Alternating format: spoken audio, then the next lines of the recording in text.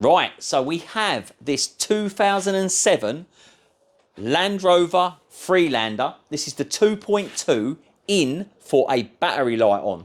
So I'll tell you what we'll do. Let's quickly show you that the battery light is illuminated. The customer did say to me that it doesn't affect anything on the vehicle. So it's running, driving, doing everything, and has been for a little while. So you can't work out why we have got a battery light on. Well, let's try. Let's see what happens. So what we'll do, let's start this up and see what the, let's see if the battery light is staying on. So you'll see on here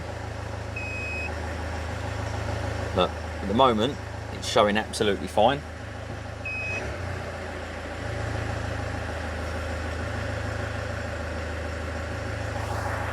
Alright, so there we go, guys. You can see clearly here that we have a battery light illuminated. So let's speak to Dan. Dan is going to quickly check to see what we've got going on. So the battery light's on.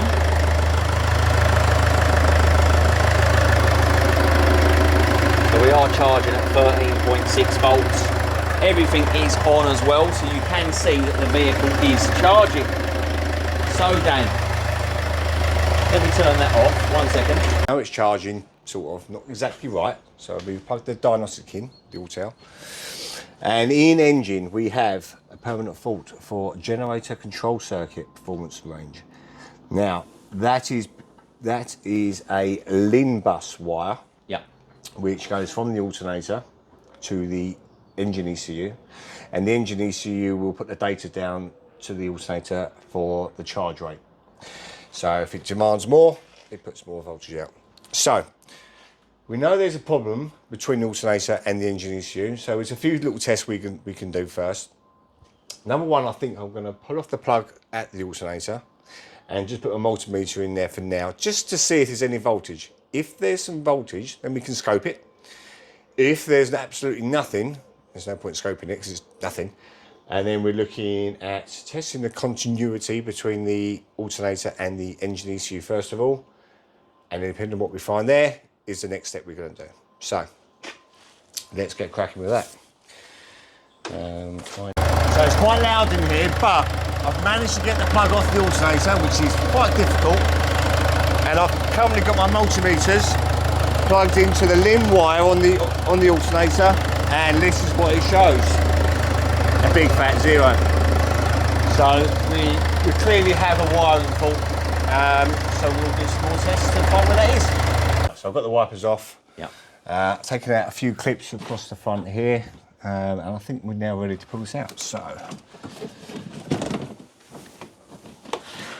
little bit stiff. So this actually is quite stiff to get out of here. So I'm just going to put that in there for the moment.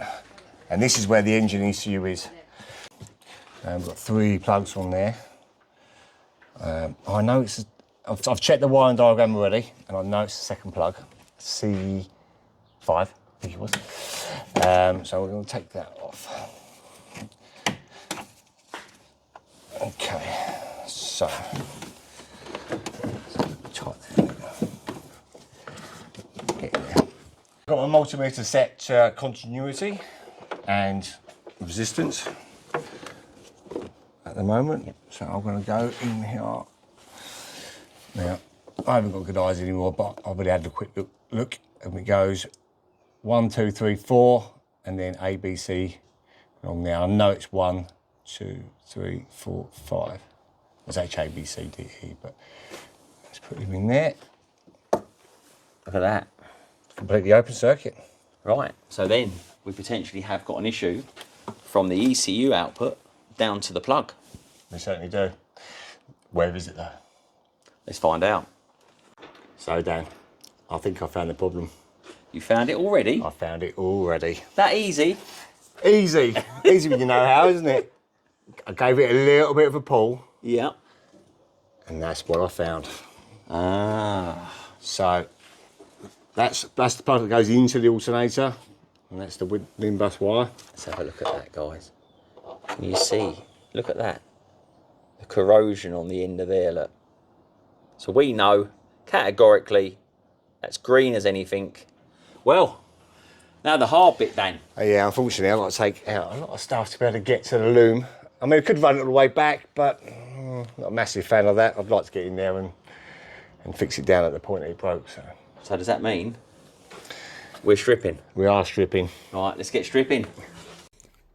The plug is now back in place and we have got the wiring fixed. So let's see if the battery light has gone off. Right, so now that's all back together. Let's have a look to see if the battery light has now gone off. Let's see if the battery light is going to stay off.